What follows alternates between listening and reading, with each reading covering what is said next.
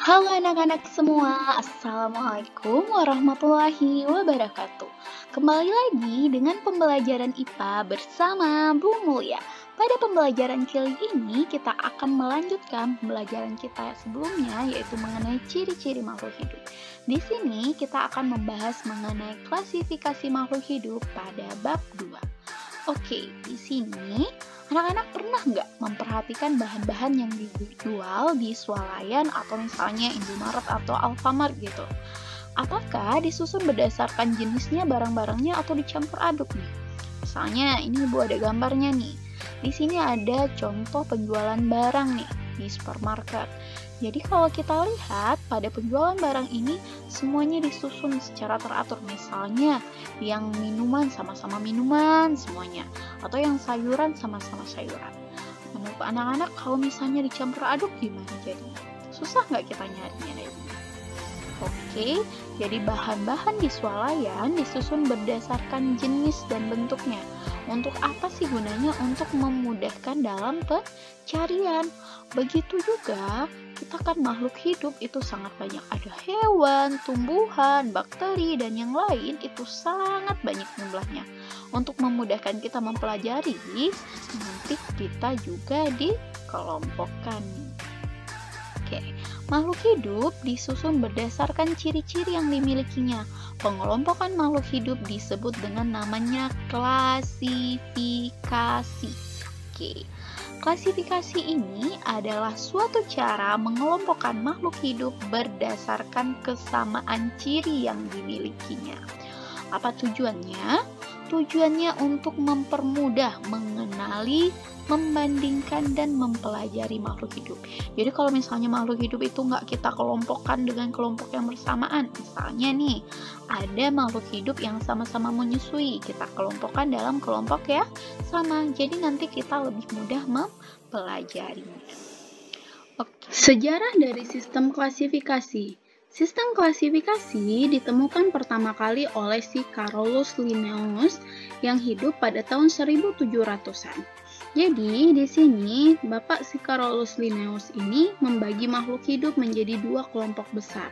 Jadi menurut dia makhluk hidup yang bisa bergerak aktif itu dikelompokkan ke dalam hewan dan yang tidak bisa bergerak aktif itu dikelompokkan ke dalam tumbuhan. Yang kedua, Carolus juga menciptakan sistem penamaan makhluk hidup yang disebut juga dengan binomial nomenklatur. Dan yang ketiga, Carolus menciptakan tingkatan takson. Tingkatan takson pada makhluk hidup. Jadi makhluk hidup itu karena saking banyak jumlahnya mereka dikelompok-kelompokkan dari kelompok yang paling besar sampai kelompok yang paling kecil. Kelompok yang paling besar pada makhluk hidup disebut dengan yang namanya kingdom. Kemudian dalam kelompok kingdom ini dia masih punya kelompok kecil lagi, namanya kelompok filum, ada kelas, ada ordo atau bahasa Indonesianya disebut dengan bangsa, family atau disebut dengan keluarga, genus atau disebut dengan marga, dan spesies atau yang disebut dengan jenis. Maksudnya itu seperti apa? Ibu ibaratkan tingkatan takson ini seperti bumi kita yang sangat besar. Pada bumi yang sangat besar, kita mempunyai banyak sekali benua.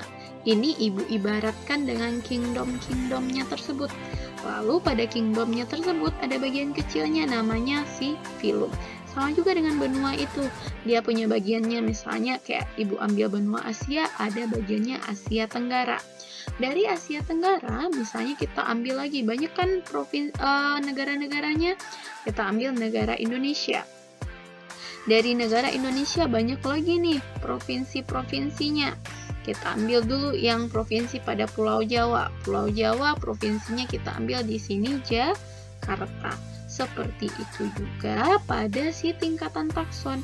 Ini yang paling besarnya adalah kingdom. Misalnya nih, kalau hewan dia nanti masuk kingdom animal atau kingdom hewan nih. Sampai nanti ke paling bawah adanya spesies. Selanjutnya, kita akan membahas sistem penamaan pada makhluk hidup atau binomial nomenklatur.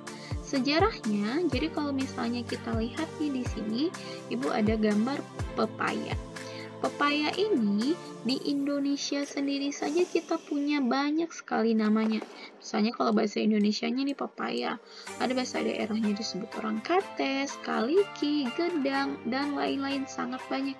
Itu baru di Indonesia, belum lagi di luar negeri. Jadi kalau kita mau mempelajari, kita akan susah kalau namanya itu banyak. Makanya dibuatlah satu nama yang diakui secara bersama yang disebut dengan binomial nomenklatur. Jadi sistem penamaan pada makhluk hidup ini. Sistem binomial nomenklatur adalah penamaan makhluk hidup yang diakui di seluruh dunia.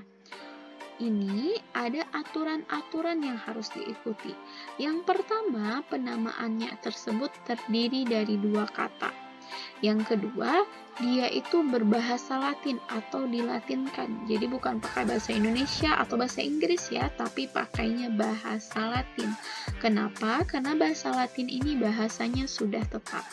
Dan yang ketiga, kata pertama itu penunjuk genus dia. Dan yang kata kedua itu penunjuk jenis atau spesies. Dan yang keempat, kalau diketik penulisannya dimiringkan, kalau ditulis tangan digaris bawahi terpisah.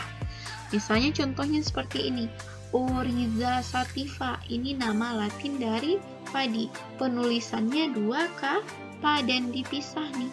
Kata pertamanya tersebut adalah penunjuk genusnya, yang kedua penunjuk jenis atau spesies.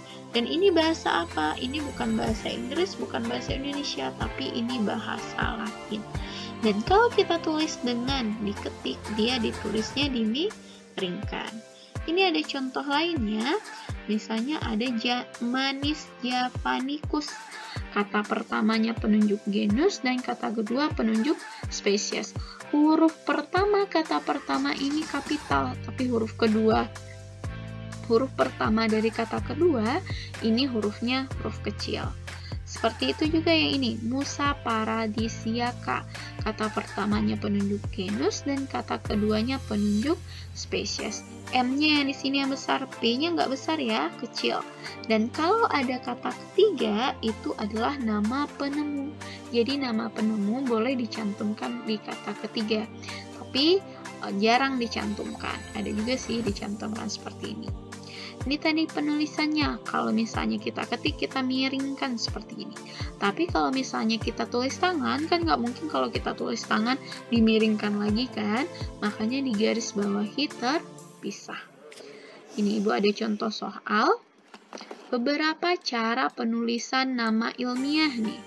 Yang pertama, terdiri dari dua kata bahasa Latin atau dilatinkan. Benar atau salah? Ya, terdiri dari dua kata bahasa Latin atau dilatinkan. Yang kedua, kata pertama dimulai huruf besar, kata kedua dimulai huruf kecil. Benar.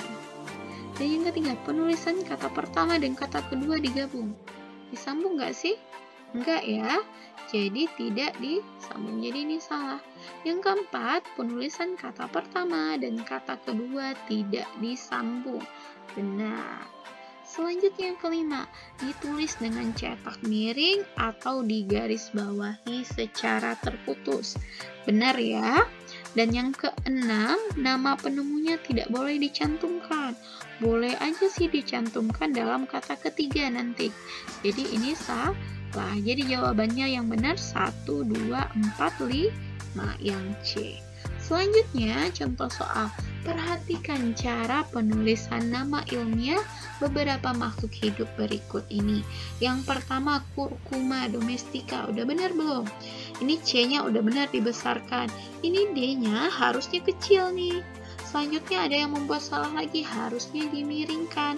Jadi nomor 1 salah. Nomor 2, Musa textilis. Ini M-nya sudah besar, T-nya sudah kecil dan sudah dimiringkan. Jadi ini benar. Yang ketiga, Felix domestica.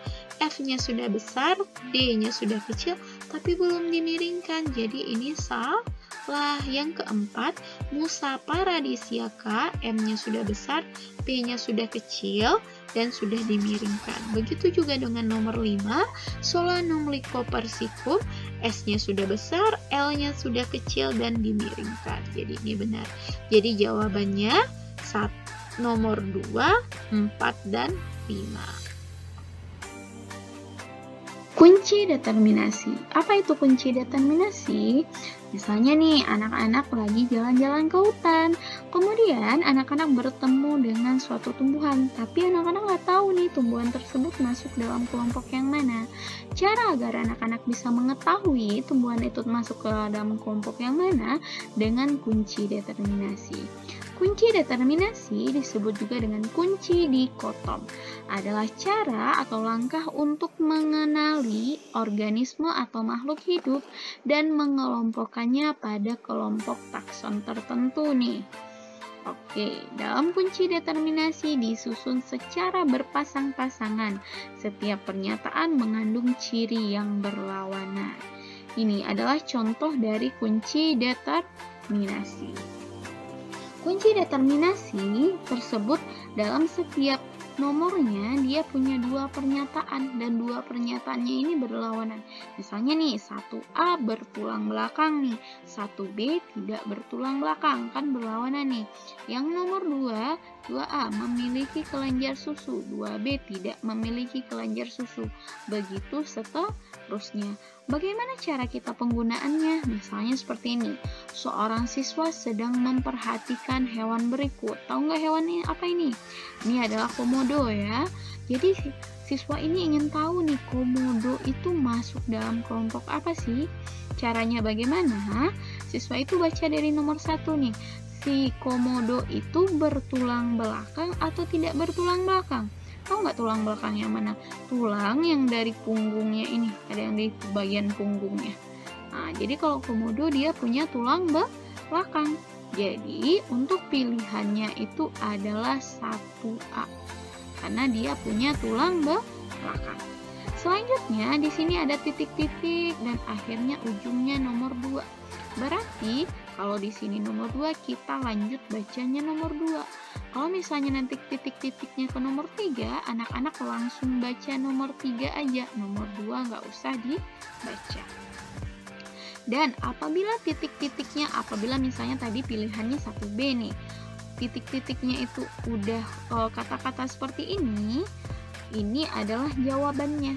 Berarti kita masih angka kan, berarti kita belum dapat jawaban. Kita baca lagi nih. Kita disuruh lanjut ke nomor 2. Si komodo itu memiliki kelenjar susu atau tidak memiliki kelenjar susu? Jadi komodo tidak punya kelenjar susu. Jadi pilihan kita adalah 2B. Titik-titiknya ke nomor berapa? Nomor 3. Lanjut ke nomor 3 nih. Bernafas dengan insang atau tidak dengan insang nih komodo? Komodo dengan apa bernafasnya? Dia dengan paru-paru, berarti tidak bernafas dengan insang. Pilihannya adalah 3B. Titik-titiknya ke nomor berapa? Ke nomor 4. Ke nomor 4 berarti kalau ini nomor 4, tubuh ditutupi sisik atau tubuh ditutupi bulu? Nah, kalau komodo ditutupi apa tubuhnya? Ditutupi oleh sisik, tapi nggak kayak sisik ikan ya, lebih kering sisiknya tersebut. Jadi titik-titik kita pilihnya yang 4A. 4A titik-titiknya masih nomor nggak? Nggak nomor lagi, sudah kata-kata. Jadi di sini ada kata-katanya apa? Reptil. Jadi kalau komodo dia termasuk ke dalam kelompok reptil. Jadi begitulah cara penggunaan dari kunci determinasi. Kita masuk contoh yang kedua nih. Seorang siswa katanya sedang memperhatikan hewan berikut. Bersama nih dengan tadi, yang sekarang yang diperhatikannya adalah ikan. Jadi kalau ikan itu kita baca lagi, bertulang belakang atau tidak bertulang belakang nih ikan. Ikan tersebut dia bertulang belakang, jadi ada tulangnya nih di bagian ininya. Ya. Berarti dia masuknya juga 1A. Titik-titiknya ke nomor berapa? Nomor 2. Kita baca nomor 2. Dia penutup tubuhnya berupa rambut atau bukan berupa rambut? Penutup tubuhnya bukan berupa rambut kan? Dia itu bersisik. Berarti dia masuknya 2B. Nah, titik-titiknya ke nomor 3. Baca nomor 3 lagi. Bersisik atau tidak bersisik? Ya, ada sisiknya. Berarti dia masuknya 3A. titik-titiknya ke nomor 4. Habitatnya di air atau habitatnya di darat nih? Kalau ikan di mana? Di air. Berarti dia 4A. Oke, titik-titiknya masih adakah nomor di sini? Enggak, sudah kata-kata. Kata-katanya adalah Pisces. Jadi, kalau misalnya bagian akhirnya sudah bukan nomor lagi, tapi udah kata-kata, berarti kita udah selesai. Walaupun ke bagian bawah ini masih banyak lagi pilihan. Berarti kita udah tahu bahwa ikan itu masuknya kelompok namanya kelompok Pisces. Pisces itu adalah kelompok yang isinya ikan-ikan. Semuanya ikan di dalam Pisces tersebut. Jadi, kalau masih pun ada pilihan di bawah, kita udah selesai. Sampai yang nomor 4. Seperti itu. Tapi apabila misalnya tadi pilihannya hewannya itu tidak bersisik, kita baru lanjut ke nomor 6. Langsung aja lanjut nomor 6.